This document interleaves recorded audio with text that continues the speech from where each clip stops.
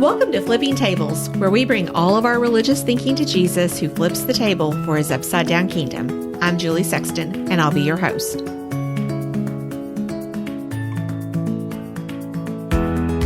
Welcome to Season 2, Episode 23. If you've been following along in our John series, and I hope that you have been, you know that we took 3 episodes to savor the high priestly prayer of Jesus. But the time has come, and in my Bible, I have to literally turn the page to start John 18. And it's hard to leave the Holy of Holies. But thankfully, Jesus shows us how to turn the page. The way that Jesus steps out to meet the soldiers, to step into the hour that had finally arrived, the hour of darkness, the arrival of the hour is what kicked off the upper room discourse in verse 1 of John 13. This is the first thing in John 18 that stands out to me because there is something in me that has trouble letting go of seasons of my life. I will turn the page, but I usually have to burn the bridge down to keep from going back, especially if it was a season that I dearly loved. And when you burn bridges, there will always be pain. You can repair bridges, but it takes a long time to heal. Let's see if we can figure out a better way to turn the page. So in this episode, we will be discussing the contrasting responses of Jesus and Peter to this hour. And I think by doing so, we will learn how to do a better job maybe of turning the page in seasons in our life. And as we are starting John 18, we're kind of turning the page.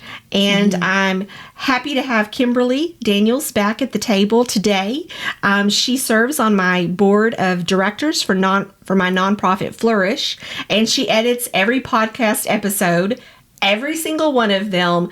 And a lot of times when I'm recording, I'm saying little notes to her along the way. So I think you probably always feel like you're a part of the podcast, whether you're here at the table or not. Oh, yeah. Yeah, it feels like I never left. But I'm happy to be sitting here with you today.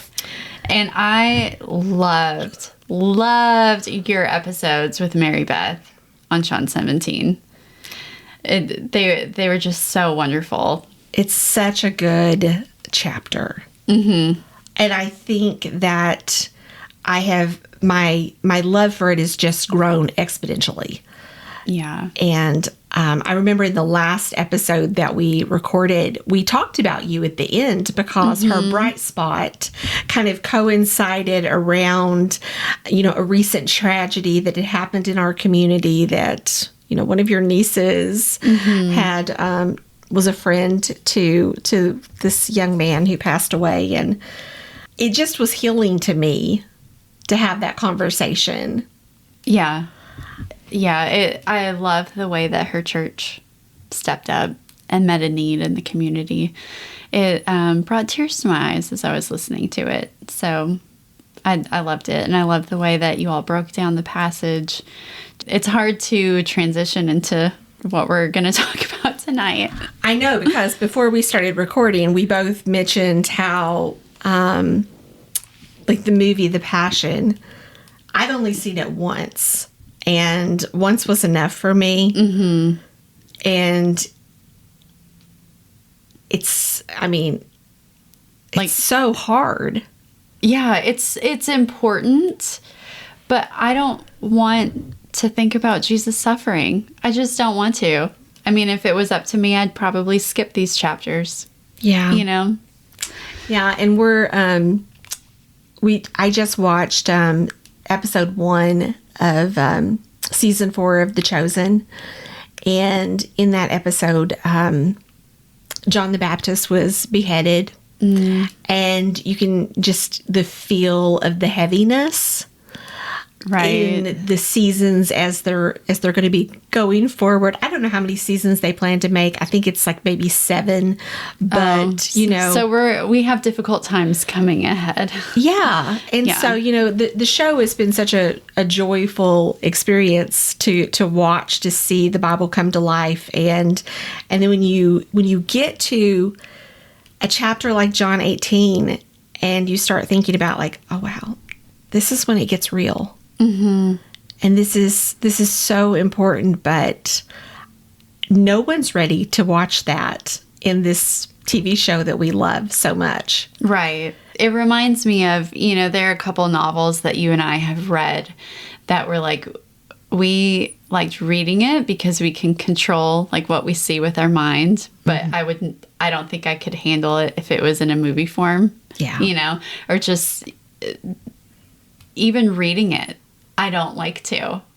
I do. It's important, but like I said, I just don't like to think about Jesus suffering. Yeah. But he was in control of it all. And there's always hope, right? Right. There is hope. And I think the way that he just steps into it, and that's why I really love reading it from John's Gospel. I think John's Gospel is my favorite account of the cross and the crucifixion, and just some of the stuff that he puts in it in his version. Just, it's easier for me to read, and I really, really appreciate it. John has built into his gospel the anticipation of the hour. John gives us all of this intimate content in chapters 13 through 17. He tells us the other side. While Matthew, Mark, and Luke, they seem to deal more with Jesus's humanity in preparing to drink the cup of God's wrath. John just gives us a few small glimpses. For example, in John 12, verse 27, Jesus said, "Now my soul is troubled, and what shall I say? Father, save me from this hour? No, it was for this very reason I came to this hour." Friends, this hour has been planned by God before creation. God is sovereign. This hour had been longed for since sin entered the world in the Garden of Eden. Jesus being arrested in another garden, the Garden of Gethsemane, this was plan A. It was the one and only plan that God had. And in Revelation 13:8, it says, "The Lamb who was slain from the creation of the world." As death and the effects of sin marched forward, humanity longed for deliverance from sin and death. And you've heard the phrase probably, triumph through tragedy. And the cross looked like the greatest of tragedies. Jesus was a promising rabbi known for his love and acts of compassion and for speaking table-flipping truth that brought the outsiders inside and moved the religious experts to the back of the line.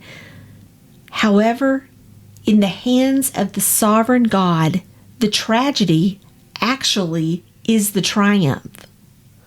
When we turn the page from John 17 to John 18 and leave the Holy of Holies, we read, when he had finished praying, Jesus left with his disciples and crossed the Kidron Valley.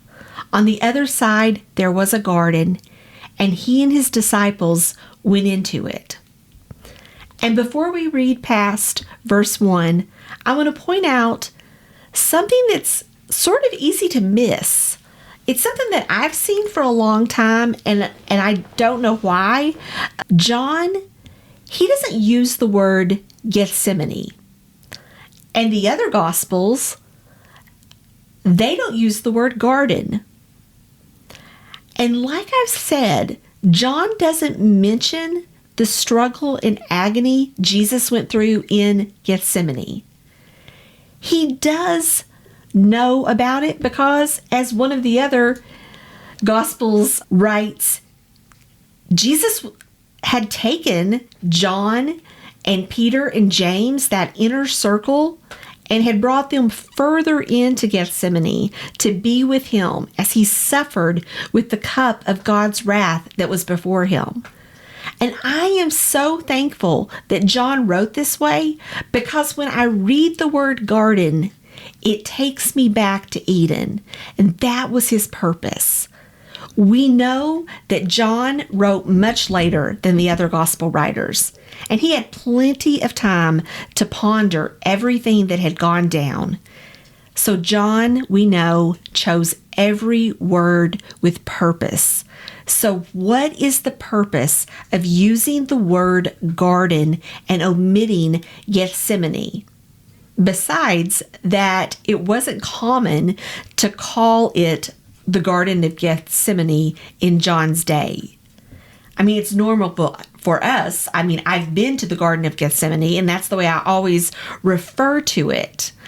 But until I kind of slowed down and thought about it, and with the help of really good commentaries like the one that A.W. Pink wrote on the Gospel of John, I've learned that there are even more connections from this garden back to the Garden of Eden that I wouldn't have made on my own. It's a reversal, and I love it. Kimberly, I think you're really going to love this because, and these are words from A.W. Pink. In Eden, all was good, and in Gethsemane, everything was terrible. In Eden, Adam and Eve, they talked to Satan, but in Gethsemane, the last Adam talked to his father. In Eden, Adam sinned, and in Gethsemane, the Savior suffered. In Eden, Adam fell, and in Gethsemane, the Redeemer conquered. In Eden, there was a day of conflict, and in Gethsemane, there was a conflict at night. In Eden, man fell before Satan, but at Gethsemane, the soldiers fell before Christ. In Eden, humanity was lost, but in Gethsemane, Jesus lost none of his own. In Eden, Adam took the fruit from Eve's hand, but in Gethsemane, Christ took the cup from his Father's hand. And in Eden, Adam hid, but in Gethsemane, the last Adam sought God. From Eden, Adam was driven, but from Gethsemane, Christ was led out. In Eden, the sword was drawn, and that's in Genesis 3:24, when the cherubim was sent to guard the entrance back into Eden. And in Gethsemane, the sword was sheathed when Peter pulls out the sword. And we'll talk about that as we get into this. But I would not have made all of those connections. Isn't that so good? I love that, and I would love to have that on a poster. I know, all of these connections. And I remember I was doing a podcast series that I was listening to, and it was a series on Revelation with a whole bunch of theologians, and they brought some of this stuff out too. And I thought, this is absolutely amazing, because it's one thing when you're reading Revelation at the end, and the end of Revelation, and it kind of takes you back to the beginning and the garden, and there's a tree of life and tree, all of that. Yes. If you see something in the Bible, you're going to see it again. I just love that. And so, I loved this so much. But as I was listening to this commentary, I was like, this is absolutely amazing. I have got to share this with our listeners. I'm so glad you did. Because it's so good. But with that backdrop, now we can go on and read verses 2-6. Kimberly, why don't you read those? Now Judas, who betrayed him, knew the place because Jesus had often met there with his disciples. So Judas came to the garden, guiding a detachment of soldiers and some officials from the chief priests and the Pharisees. They were carrying torches, lanterns, and weapons. Jesus, knowing all that was going to happen to him, went out and asked them, "Who is it you want?" "Jesus of Nazareth," they replied. "I am he," Jesus said. and Judas the traitor was standing there with them. When Jesus said, "I am he," they drew back and fell to the ground. That is like something that is so, because I'm visual, like I want to see that. I want to see what that looked like. But this group of soldiers was probably around 600. So Wow. 600 soldiers lined on their back on the ground as a result of Jesus saying, "I am." That's right. I mean, maybe all 600 didn't show up. It was happening in the middle of the night. But regardless, when Jesus identified himself as "I am Jehovah Yahweh," it flattened them. And that name for God, it's like his personal name. And it's the name that means the self-existent God who always has been and always will be. And it's the name that the Jews wouldn't even speak. And this is the name that God used to introduce himself to Moses from within the burning bush. And every time Jesus made an "I am" statement, and when he uttered "I am" in John 8, it just sent the Jews into like a frenzy because they were ready to stone him. So every time he makes one of these statements and he uses that "I am," something dramatic happens. And I just think in this most important moment of history, we see Jesus asserting himself. He went out to meet them. He was in control of the situation. The matter was settled. He had taken the cup. And in the next verses, Jesus tells them to let his disciples go, which is a subtle way of him telling them what to do. He's in charge. They're actually executing his plan, which is amazing because they think that they are there executing their plan to arrest him. And he's the one who's in control of all of it. I love everything about this. And so it makes me ask questions to myself. And maybe this will resonate with you, our listeners. Why do I wrestle with turning the page and moving forward with his plan? And I don't make decisions lightly. So if I'm moving forward in a situation, it's because I believe that it's what God has led me to do, that he's revealed for me to do. And so when I think about why am I struggling, the sad answer is I want to be in control. I want it my way. I think that I could write my story better than him. And friends, the bottom line is that's sin. And we have to surrender. And we kind of have a choice that's before us. We're going to either choose to be on the ground because we choose to bow to his authority and his plan, or we might find that we get laid out like these soldiers did. Because eventually, everyone's going to bow to Jesus.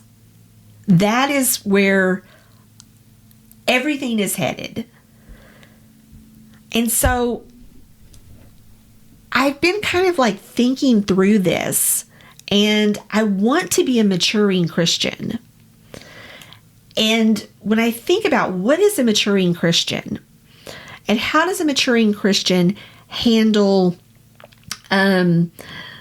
difficult seasons, and I think that maturing Christians who believe that God is sovereign and readily accept that suffering and grief and disappointment are a part of our lives.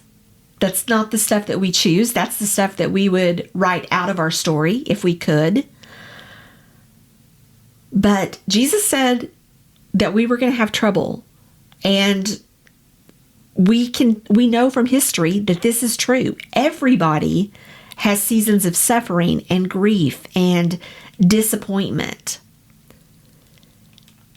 And I think maturing Christians are able to say, hey, before this got to me, this all had to pass through God's hand. And if it passed through God's hand, then He must be able to bring good out of it. It's a very Romans 8:28 kind of approach to it. And so if we can get there, we may be able to surrender. And so some of the reasons that I have surrendered in these hard seasons is because I will say something to myself like, I'm called to endurance. And so I'll be like, this season is something that I need to endure through. Or I might say, God must have a plan to transform me through this season. So I'm going to embrace it. I'm going to try to learn and let Him, work His sanctifying process through me. And sometimes I just look beyond it and I'm like, this will end eventually and it'll end well. So I put on my eternity in heaven and when everything is restored and good lenses, and I look through that. And there's truth in all three of these approaches, and they do get us through. But what if we mature to the place where we can accept suffering in its fullness simply for Christ's sake? This came through God's hands. He is good. I don't understand it, but I accept it. And I really think and believe that this is the goal. And as I've thought about Jesus and the way He takes control of this, and maybe it's easier to do in John 18 than if I was reading this in Luke's gospel or Mark's gospel or Matthew's gospel, where I see Him agonizing in the garden. But since John cut that out, not because he's trying to keep it from us, because he knows that it happened, he was there, he saw it. It's given me the opportunity to look at it and to arrive at, I want to mature to a place in my life where I can just accept suffering for Jesus' sake, that He did it for me. Peter, on the other hand, is going to demonstrate for us how not to respond to suffering, grief, and disappointment. You guys know that I love Peter, but Peter gets a lot of things wrong in this passage. But I still hope at the end of this episode, you will be able to see some good glimpses of what was in Peter that, contributed to him stumbling so big. And so we're going to be skipping around a lot. Kimberly, I'm just going to have you read 10 through 18, and I'm going to have you skip a few verses in between. Okay. Then Simon Peter, who had a sword, drew it and struck the high priest's servant, cutting off his right ear. The servant's name was Malchus. Jesus commanded Peter, "Put your sword away. Shall I not drink the cup the Father has given me?" Now we're skipping to verse 15.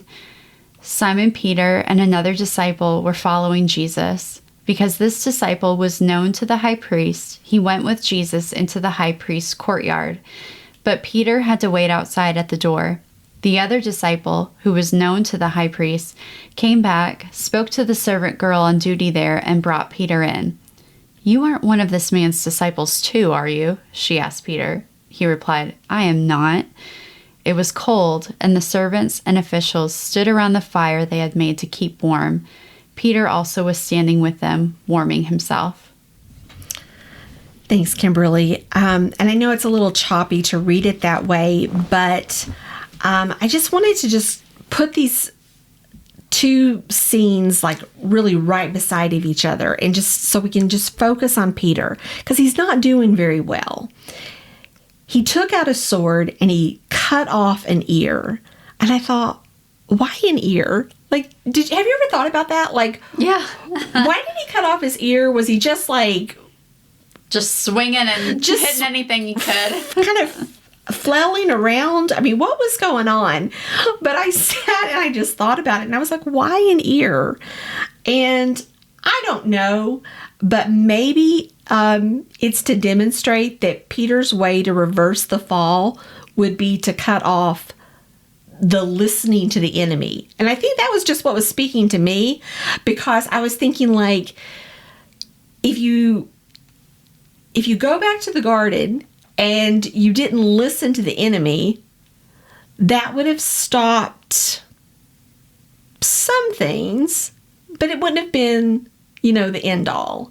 Mm-hmm. And I think that sometimes we think, like, if they had just not listened to the serpent, it would have turned out differently. Mm-hmm. I could see that. But again, that wasn't God's plan, because what even happened in the garden, God had the foreknowledge to know that was going to happen. And so there's just no way around it. Every situation that we come up in our lives where we try to think like, oh, if I had done this, or if I had done that, then it would have turned out this way. Well, that is not really a good use of our time. And it just kind of leads to more frustration. It's actually kind of a waste of time to like process things out and work through it in that way. So there's just no other way around this. God is the one who has the best plan. But here Jesus is, so in control. And I just was picturing him bending down and picking up this bloody ear and healing this man. And I think his actions are saying something like, that's not going to get it done. Because victory is coming by surrendering, not by cutting off ears so that we can't listen to lies anymore. And I think that there's this, we want to be in control and we want to fix things. Even as Christians saved by grace through faith, we can get into this, if I can just cut these bad habits off or do something differently, or if I had said this instead of that, I would have got a different result. And we kind of work ourselves up. And we also, kind of default to religion, and religion cannot fix it. Those are religious practices. And then we look to political leaders who can't fix it either. And we're like spinning a little bit. But when I go back to the scene and I'm thinking, Jesus got this man's blood on his hands probably as he healed him. Healed a man that was there to arrest him. He surrenders to shedding his blood so that that man can be healed and we can be healed. That is really humbling to take in that.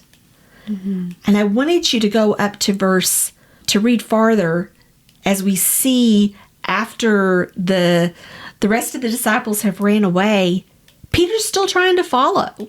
Him and another disciple, and it's most likely John, they follow Jesus. I kind of feel like John doesn't hide his identity. We don't know that, probably because it's not really relevant, but he's known by the high priest household, and that's how he gets in. So I don't feel like he could have been covering up his identity. And the first person that trips Peter up is really like the maid. It's a servant girl who poses no threat whatsoever. But she's the first one to trip him up. He can't get past the maid. Mm-hmm. And I want you to go on and read. We're going to skip down to verse 25 and just read through his second and third denials. Meanwhile, Simon Peter was still standing there warming himself. So they asked him, "You aren't one of his disciples too, are you?" He denied it, saying, "I am not." One of the high priest's servants, a relative of the man whose ear Peter had cut off, challenged him, "Didn't I see you with him in the garden?" Again, Peter denied it, and at that moment, a rooster began to crow. So Peter, what is he doing? He tried to stop the arrest. He tried to keep following Jesus. And I just thought, he could move his body to take these steps, but his words don't match his steps. And that rooster, this animal, spoke sort of at the perfect time. The animal did what God commanded it to do at just the moment. God has this perfectly scripted out, because he has told him in the upper room already that this is exactly how this is going to happen. And it's exactly how it did happen. Peter's actions of trying, they can actually teach us two things that are a little bit obvious if you really step back. And they may not be the things that you expect.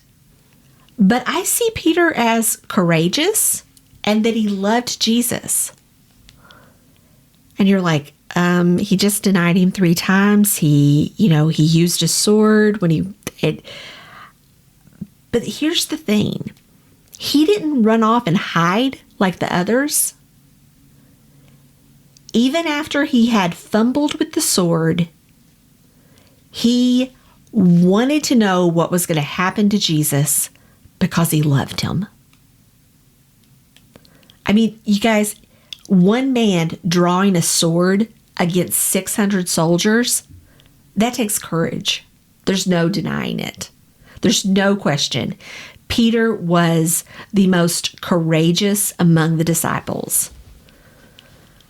I didn't read about any other disciple that stepped out of the boat and tried to walk on water, or did walk on the water for a few minutes or a second or two or whatever. Peter had courage. And when you think about this, if the strongest among the disciples can fall, then we're all in danger. Any one of us could deny Jesus and make some big, colossal mistake. And we know from the other Gospels that Jesus prayed in Gethsemane and Peter slept. In fact, they all slept. But Jesus had told them to pray. And let's be frank, if Jesus needed to pray, they definitely needed to pray. And some of you might be listening, and you might be content to let others pray for you. You know what? That's not enough. And some of you think that you're safe following Jesus from a distance, because you don't want to look like a fanatic, but you're not safe back there, because the wolves, they pick off the wandering sheep. You want to be safe? Then you need to walk so close to Jesus that if he stops, you'll be moving right into him. You'll just like walk right into it. Like, you know how you're in a line and you're walking, and if someone stops in front of you and you just kind of bump into them, that's how closely that you want to be walking with Jesus. Disciples were supposed to walk so closely to their rabbi that the dust from their rabbi's feet got on them. And a half-hearted follower, they are also in danger. But so is a courageous follower who lags behind and doesn't pray. That's what Peter taught us. That you can have all this courage, but not praying makes you susceptible. And let's be honest, he spoke often and did things. His actions did not line up with his words. And this is very consistent with what we see happening in this passage. Mm-hmm. So, Kimberly, let's talk about Peter for a minute. His courage, it just simply wasn't enough. But from Peter's example, what do you learn about how not to respond to suffering, grief, and disappointment? Well, I see in him what I often do myself is me too. To jump into action. Mm-hmm. I'm always ready to fight. You are. We know this about you. Longtime listeners know that. And I hate that. Because I'll look back and be like, what was I thinking? And I think it was that I wasn't thinking, because I think I was telling you this earlier, and I think it was before we recorded this, but I said, like, I'm not always quick on my feet, but I'm always quick to get in a fight, So maybe I should, I don't know, like, I want to be cautious about calling Peter out because, like you said, he was courageous and he loved Jesus, but there's always something to be learned, right? Yeah. And I just follow Jesus. Yeah, I mean, we don't know the exact way that Peter felt, but when I'm disappointed and something is not turning out the way that I want it to, or even the way that I prayed for it to turn out, it's not a good idea for me to move forward until my emotions have been felt. Mm-hmm. And he didn't take a second. He just moved forward. Mm-hmm. And he was just like, when Jesus told him that this was going to happen, he was like, I would never do this. And you're like, Peter, he's God. Mm-hmm. And he knows everything. And that's your reaction? You're basically just called Jesus a liar and say, I would never do that. Yeah. I mean, when we think about it in that perspective, it really brings it back home. And so then I have to go like, that's what I'm doing. Yeah, I don't like that. No. I don't like thinking about that. No, I don't like thinking about it. It is, when you're going through difficult trials, to me, if I have to think about suffering, a lot of suffering, I can rally my strength and I will pray. But sometimes disappointment is the one that really gets me. When I'm disappointed over something, it's not good for me to not deal with that. I mean, we just recently had to cancel our trip to Israel for the second year in a row. Yeah. And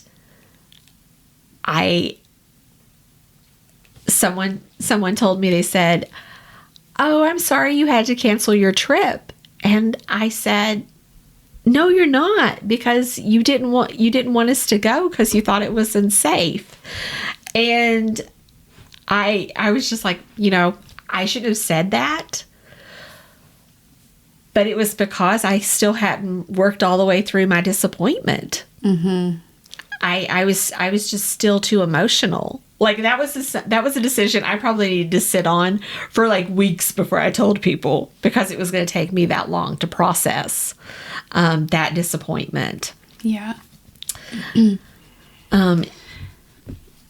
I think we can be encouraged at the same time, though, because, we talk about how we identify with Peter's weaknesses, but look at what Peter had in his future, and how Jesus restores him and builds the church on him.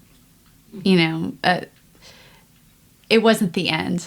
That doesn't count Peter out. Yeah. And whatever we have done doesn't count us out either. Yeah. I know that, and I hope that our listeners know that as well too. I mean, God just doesn't give up on us. He doesn't leave us. And it's actually really, really comforting that he actually knows every bad decision that we're ever going to make, that every sin that we're ever going to commit, that he sees the past, the present, and the future all in one glance. And he sees the beginning from the end. It's just like how he knew that this was coming before he said, "Let there be light." Like he knew this hour was coming. And to live in this anticipation and,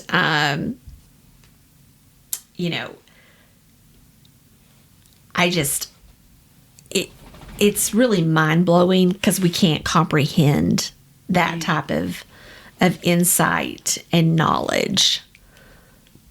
But I am so glad that he has it. And I'm so thankful that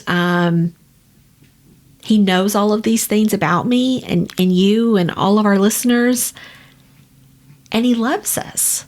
And he's committed to us. And I think about when he told Peter that Satan had asked to sift him like wheat. And that's what's happening to Peter on this hardest night of Jesus's, human life. And I don't know if this was the worst night of Peter's life. We don't know all of his nights. But this had to be really high up there, right? Absolutely. And he made it on the other side of it. Like he survived. Yeah. And I think that is so hopeful, because he's still around and he's still willing to run to the tomb at the end of John. And I'm like, I love that Peter bounced back. So I want to be a person who, I might get things wrong, and I might burn bridges, and I might have struggles with turning the page and seasons and stuff. But God knew that. And he's with me through that.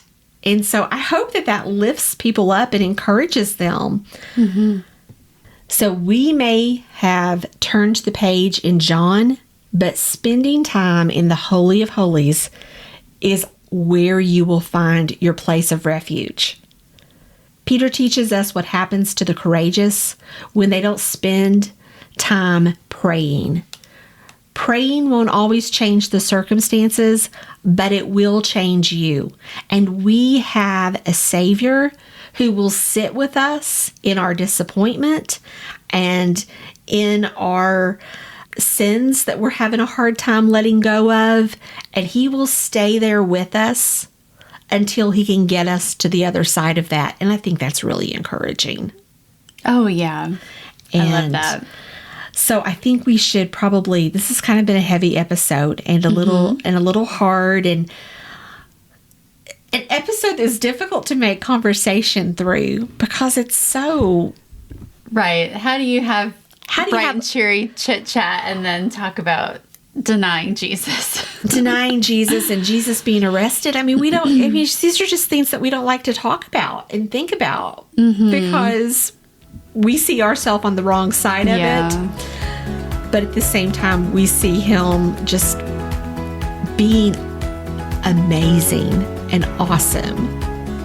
I'm excited about my bright spot because you just said that praying won't always change the circumstances, but it will change you. And I had already had my bright spot in mind when I was on my way over here, but it ties in. And so I'm really excited to share it with you. So this morning, for our listeners, Julie and I were, I was supposed to be part of a prayer meeting this morning at 5:30. And I, set my alarm. I got up and I was sitting there on my deck. I was outside and just listening to the birds and waiting to get let onto this meeting. And after 10 minutes, I texted her and I was like, is there a problem with the meeting? And we just couldn't. We couldn't get you in there. I couldn't get in the meeting. And so I was sitting there and I was frustrated because it's I'm not going to keep texting her because it's going to interfere with them praying, and I don't want to be a distraction. And so I was sitting there feeling sorry for myself. And then I just started listening and I heard all these birds singing. And I know this sounds so silly, but I had been reading some Psalms to get ready for the prayer meeting, and it was talking about all of nature praising God. And then it transitioned into me thinking about, there were a couple Psalms that both David and Asaph wrote, where in the beginning they're bringing all of their frustrations to God, all of these things that are not going right. And then they think about God and everything changes for them. And I wish I could tell you the exact Psalms, but I know you're thinking of a couple of and so I sat there and I got out my notebook and I started writing my own psalm. Oh, I love that. And honestly, it was because, and this ties back to John as well, that we talk about, my sheep know my voice. And it is because I have read through the Bible a couple times now that I know that there are Psalms where they start with bringing all your frustrations to God. And then when you look up and think about God, that it just changes you. And I was just so thankful. I was like, God, that is an answered prayer, that I pray that I would learn to recognize your voice. And it was just a special moment for me as I was sitting there, not able to get on this prayer meeting. Yeah, that's a great bright spot. I love it. I love it so much.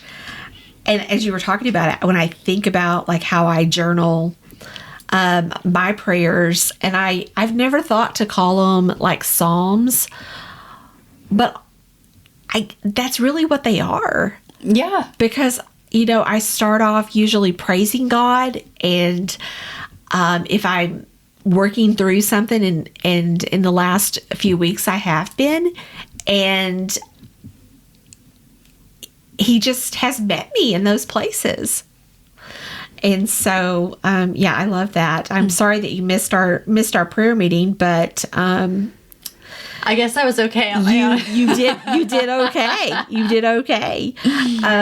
So what about you, Julie? What's your bright spot this week? So my bright spot was I got a text from a friend who's been has some serious health problems, and it just brightened my eyes when I just like my whole countenance I know changed that morning when I read her text, because she was just praising God that her medical treatments had been successful, and it looked like they had fixed things and she wasn't going to need surgery. And I was just so thankful. Yeah, that's wonderful. And so we know that it doesn't always turn out that way, but it's so good and encouraging when it does. And so it made me really, really happy for her. And so that was my bright spot. I love that. Friends, thank you for joining us at the table, and you can subscribe to receive the Table 2 lesson, and Table 3 is meeting locally on Wednesday nights, and the Table 3 discussion guides, they are downloadable, so you can gather your friends, and all of that information is available on my website, and all of the links will be in the show notes. So we just want to give you tools to help you grow and study John. And until next time, we just want you to be reminded that we follow a table flipper and we leave the table flipping to Jesus.